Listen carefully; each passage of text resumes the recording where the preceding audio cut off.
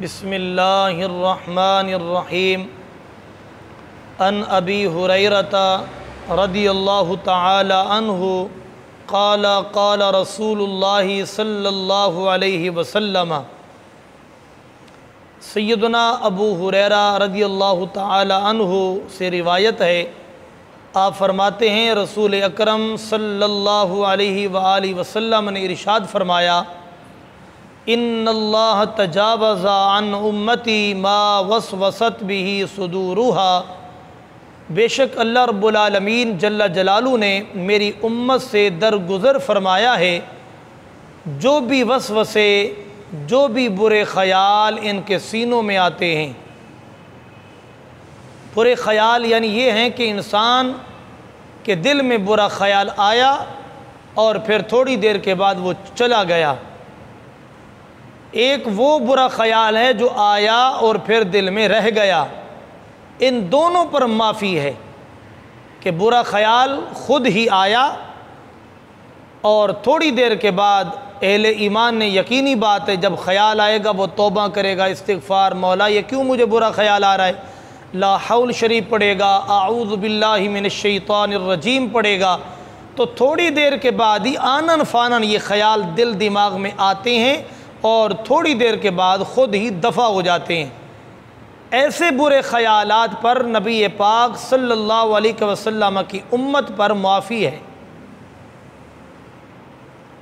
اور اس طرح کے جو پہلے لوگ تھے ان پر بھی اس طرح کے اعمال پر معافی تھی۔ پھر ایک وہ برے خیال ہیں جو خود آئے لیکن وہ جلدی جاتے نہیں ہیں، یہ وہ اعمال ہیں جن پر سابقہ امتوں پر بھی تھوڑا گرفت تھی، لیکن نبی پاک صلی اللہ علیہ وسلم کی امت پر اس پر کوئی گرفت نہیں ہے، یعنی اس پر بھی اللہ تعالیٰ معافی عطا فرماتا ہے۔ ایک برے خیال وہ ہیں کہ برے خیال نہیں بلکہ برا ارادہ، یعنی برا خیال اور برے ارادے میں فرق ہے۔ برا خیال اور چیز ہے اور برا ارادہ اور چیز ہے۔ برا ارادہ گناہ ہے، جیسے کہ کسی نے گناہ کا ارادہ کیا، اللہ نہ کرے کسی نے زنا کا ارادہ کیا تو یہ ارادہ گناہ کا بھی گناہ ہے۔ اسی طرح کسی چوری کا کسی نے چور نے ارادہ کیا تو یہ ارادہ بھی گناہ ہے، اگرچہ اس گناہ پر سزا نہیں ملتی جب تک وہ کرے نہ۔ اس لیے آقا کریم نے فرمایا کہ ما لم تعمل به او تتکلم، متفق علیہ، بخاری و مسلم دونوں کے اندر حدیث پاک موجود ہے۔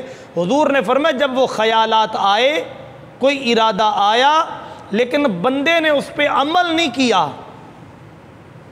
اور او تتکلم یا پھر آگے وہ بیان بھی نہیں کیا، تو اس لیے آپ اس سے سمجھ سکتے ہیں کہ برا خیال آیا آگے بیان کر دینا یہ پسندیدہ نہیں ہے، اور اسی طرح برا خیال آیا آپ نے آگے لوگوں کو بتایا نہیں، اس پہ عمل نہیں کیا۔ دیکھیں اگر آپ کو برا خیال آ جائے اور آپ اس برے خیال پہ عمل کر لیں تو پھر تو وہ برائی ہو جائے گی نا، پھر تو اس پہ گرفت بھی ہوگی، پوچھا جائے گا، برے اعمال کی سزا بھی ہوگی۔ لیکن اگر آپ کو برا خیال آیا، آپ نے اس پر عمل نہیں کیا، وہ برا کام کیا نہیں جس کا خیال آیا، اس پر عمل بھی نہیں کیا اور ساتھ کسی اور کو بیان بھی نہیں کیا، تو فرماتے ہیں اس پر آقا کریم نے فرمایا میری امت پر اللہ رب العالمین جل جلالہ کی یہ مہربانی ہوگی کہ اس پر پکڑ وغیرہ نہیں ہوگی، لہذا اگر برا ارادہ کر لیا تو وہ برا ہے۔ دیکھیں کفر کا ارادہ کرنا بھی کفر ہے۔ شیخ عبدالحق محدث دہلوی فرماتے ہیں جو برا خیال دل میں آئے اور اچانک چلا جائے اسے حاجس کہتے ہیں۔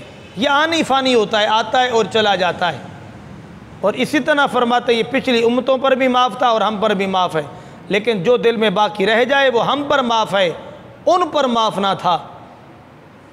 اور اس کے ساتھ اگر برے خیال کے ساتھ دل میں لذت اور خوشی پیدا ہو تو اسے ہم کہا جاتا ہے، اس پر بھی پکڑ نہیں ہے۔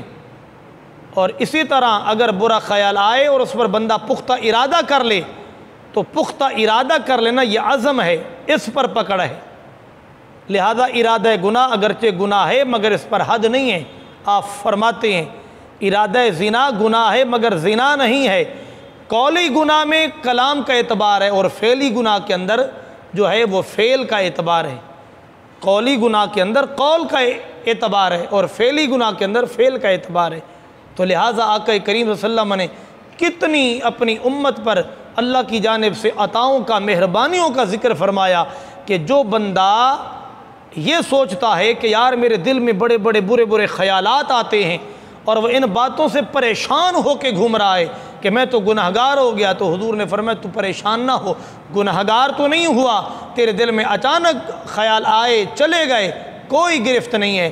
برا خیال آیا کافی دیر رہ گیا تو بھی برا نہیں ہے، اور فرمایا برا خیال آیا تو نے اس پر برائی کا ارادہ کیا لیکن اس پر ارادے کو پائے تکمیل تک نہیں پہنچایا تو بھی تمہارے اوپر کوئی گرفت نہ ہوگی۔ کتنی مہربانی، کتنی عطائیں ہیں حضور کے غلام پر اللہ رب العالمین جل جلالہ کی۔ اللہ رب العالمین برے وسوسوں سے، برے خیالات سے ہم سب کو محفوظ فرمائے۔ آمین وما علی الا البلاغ المبین۔